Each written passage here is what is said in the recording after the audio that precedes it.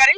আর কালকে রাত্রেবেলা আনুমানিক গভীর রাত্রে, হ্যাঁ, মদমত্ত অবস্থায় 3 জন আসলো গাড়ির ভিতরে, একটা ওয়াগানার কিনাইয়া।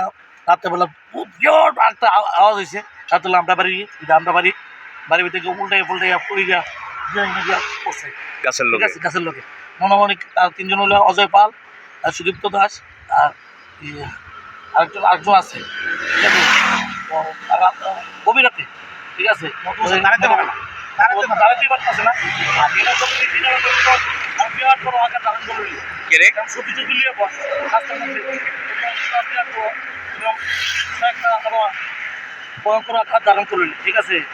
তো এই অবস্থা কি, আর প্রত্যেকদিন ফেস্টিভ্যাল এলাকা যে যান দুর্ঘটনা বাড়তেছে দিনের দিন, ঠিক আছে। তো কল্পনা আপনি জানেনই যে কয়েকদিন ধরে বাইক অ্যাক্সিডেন্ট হতেছে সোহেলামিতে। এই মোটামুটি 20-25 জন মোটামুটি এটা আহত হয়েছে। কদিন আগে হোটেলের সামনে একটা ছেলে মানে এই জায়গাটার নাম কি? জাতীয় সড়ক না? জাতীয় সড়ক।